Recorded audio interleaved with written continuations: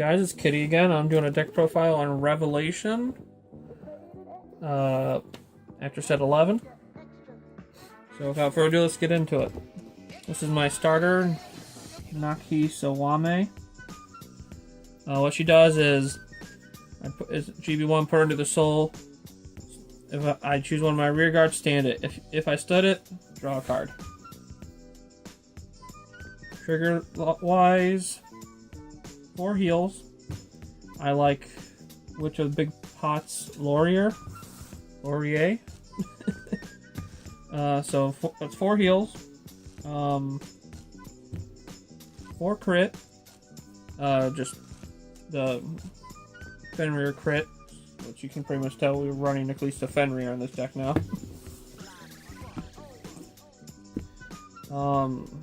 8 stand, 4 being Dreaming Dragon, which is amazing because you soul charge so much. But Dreaming Dragon is your key to not decking out. Which at the end of the turn, he returns all your himself and all your drops onto your deck. And if you return 10 cards or more, draw a card after shuffling. Then 4 Taro. I'm actually thinking about reducing it down to just 3, because the problem is that I'm running it into a lot where I'm drive checking Taro instead of getting her into the soul. But I'm still testing out that. Taro is great though when you soul blast her. You can put her to the bottom of the deck and stand a rear guard. Grade 1s. We run 4 Awanami. She's like your ideal first ride. What she does at GB1, if you soul blast her, you soul charge 1. Then if your Vanguard has the Revelation ability, soul charge another 1. She's good because, if you need to keep up that soul, you got it. She's there for you. Next one is 4 perfect guards. Goddess of Fort, Kibitsu Hime. She's good because when placed on Guardian Circle, she revelates. You can look at the top card, put it into the soul, and rest the unit. Just make sure people understand. Resting is isn't the cost of revelation of putting into the soul. It's putting into the soul is what is the cost for resting. It's hard to explain. Point is, if you revelate, you have no stood rear guards, you can still put in the soul and not rest anything. But she can protect any unit for obviously the price of dropping a card. On top of that, if there's one in your soul, she allows you to soul charge 2. So you're just, even during your opponent's turn, you're building that soul. Then we got 4 Skull Stride Fodders. Even though we run Amaruda now, you still need them for Fenrir when you ride into him.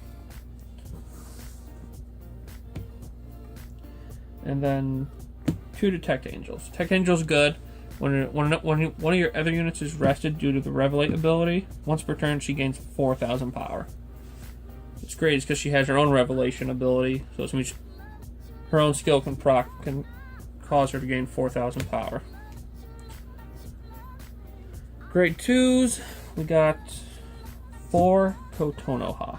She's good because every time a card's put into the soul, plus 1k. But if it was put into the soul by Revelate, plus 2k. And there's a lot of soul charging going on here, so she's going to get pretty damn big. Especially since you can rest her for the Revelation, and a lot of the cards will stand her anyway. Oop, I'm dropping my Battle Maidens. Next one is Battle Maiden Senri. She's here to pretty much cause Revelation to go off. Her second ability, though, is pretty good because when another unit's rested, you're going to look at the top card of the deck and put it on the top or bottom. If you put it on bottom, she gains 2,000 extra power. There's some cases where you want to put it on top and you don't need that extra boost. And then last grade 2 is Nanil. Nanil's great. She revelates on Vanguard. Okay, so this means you revelate its trigger. Probably leaving that on top, right? I mean, unless it's a Taro, and then put her into Soul. What her other ability is that when a unit is rested, you can counterblast 1. And it's rested due to the revelation ability. She gains that unit's power, so its original power. So downside is that if you revelate and rest Kotonoha, she doesn't gain Kotonoha's boosted power, but her base 9k. Which is good because you get to, because then when you rest like her, she gains the boosted 5k already, and then you just put her into the soul anyway, you know? There's plenty of ways to play with her.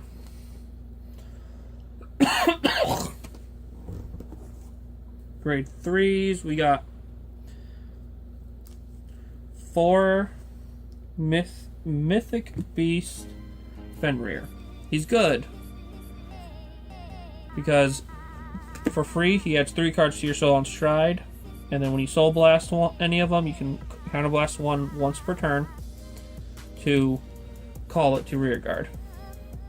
And then his GB2 is soul blast 3, and he gets a crit and you can't guard with 1s or higher from hand. But our new ace, our new Vanguard avatar, quote unquote, whatever, is Prime Beauty Amaruda. She revelates on Vanguard or rear guard, and for the cost of stride, you can pay 3. You can soul blast 3 cards with the revelate ability instead of dropping hand cards, which is good because a lot of your deck is revelation, but it's not something you want to do all the time. It's not a good substitute. It's a in case substitute as opposed to saying like Luard, where you ritual 3 send 2 cards back. That's a good substitute for paying with a grade 3. However, 3 cards from your soul is standard for Genesis, but not always good to just kind of say, I have it, I can do it, you know? And then the only real downside is her stride skill. It's counterblast 1, put soul charge 2. If there's a revelate in there, draw a card, add 4k to 2 units. Problem with that is that as you probably noticed, there's cards here that don't have the revelate ability. So you still have the potential of a dead soul of, missing half her skill. Okay, on to the G zone. Everybody's favorite, Ishtar. So Ishtar's great because she revelates on place. She has her own revelation ability. But where her real skill comes in is her auto skill. So what you do is when your drive check reveals a grade 1 or higher card with revelate ability, a grade 1 or higher, you get to soul blast 3 and flip a copy of her over, which then lets you give 1 units equal to the number of Ishtars face up 3k. Then if the grade 1 or higher has a revelation ability, stand the chosen units, which is good because it's not once per turn. So in theory, you could be like have 9 plus cards of soul first, second, and bam, like there. It doesn't need to be her. Doesn't need to flip her, so you can flip over that Sea Breeze you're running. And you'll stand, the first time you'll stand 1, second and third time you're standing 2. Your whole field stood now. For some reason, I say, not your Vanguard. So that brings us to the next card. I run one Sea Breeze. I run them in every G deck and every stride-based deck, like Jet, Fang, anything that doesn't survive, that can't thrive off of possibly not striding. Anything that's GB locked, that's what I mean. Next one is 4 Vanderganders. He is still really good. You're doing a lot of revelating, but you're not really you're only really ever checking the top card. And then putting it back on top or in the soul. Well, he's great because for 6 Soul Blasts, which pretty easy to get if you're, not bad. He looks at the top 4 after your opponent guards. So if your opponent wants to 2-3 pass you, you're like, I got 2 crits and 2 non-triggers. I put those 2 non-triggers on bottom and put the 2 on top. And hope for that 3rd trigger and be like, crit, stand, bam. Just passed right there and you already knew you had 2. Having that said, he's not he has to flip himself over, so you only get him off maybe twice. So from there, we got 1 Doom Brace. He's good, but I always use him late game for those extra pushes when my opponent doesn't have that many cards in hand. Then I run 1 Hellsky Beast Fenrir.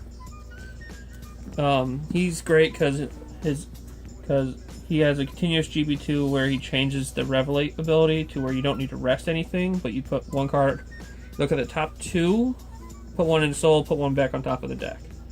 He's good for that. And then his other skill is Counterblast 1, Soul Blast 3 to draw a card, and then if you choose not to draw a card, give 2 units 3k.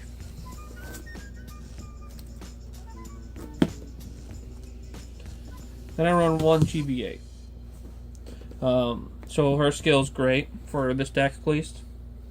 You Soul Blast as many as you want from your soul, and all your rear guards get 2,000 power for each card Soul Blasted. And if you Soul Blast 3 or more, your Vanguard gains 10k and a crit. Just big numbers, hard to deal with. So G guard wise, 3 Iris. Iris is good. She puts cards from your drop zone back into your soul. Problem is that after a Dreaming Dragon turn, you really don't have much, so occasionally she's not the best for you, which is why I threw in Tagwoot. And what she basically does the same thing as Iris. The difference is that it's a card that you already have in your soul, and you don't need to put 3 in for her boost, just 1. But you can put up 2, 3. So just as good, maybe a little better. Difference is that Iris lets me put back whatever. So if I want to put that Dreaming Dragon, those Taros back into my soul, I don't know why they're in there, but they're there. Whereas Tagroot says, oh look, you have a Fenrir in your soul. You have one of your drops, and you want to put it in there, I'll give you extra 10k boost. And you're like, okay, yeah, sure, I'll do that. So, the deck's pretty standard. Just you're trying to get like multiple attacks off. It's a rush deck, really. But great thing the thing I really enjoy about the deck is that it lets you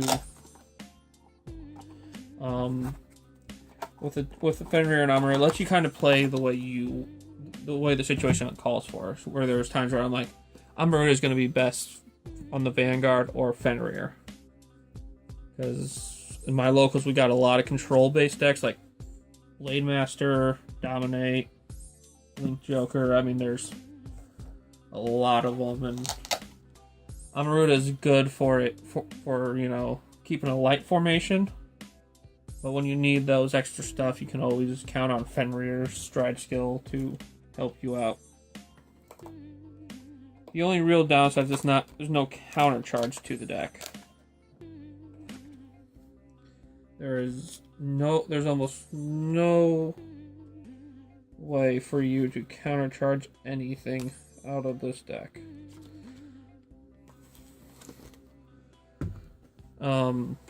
But I think I mean, it works out pretty well for me.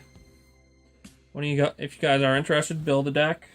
You don't need SPL like I did, which is still not done, but leave any comments, you know, suggestions, anything. I'm always open up for criticism. Well, you don't just call me retard, Ben. Okay, this is Kitty, and I'm signing out.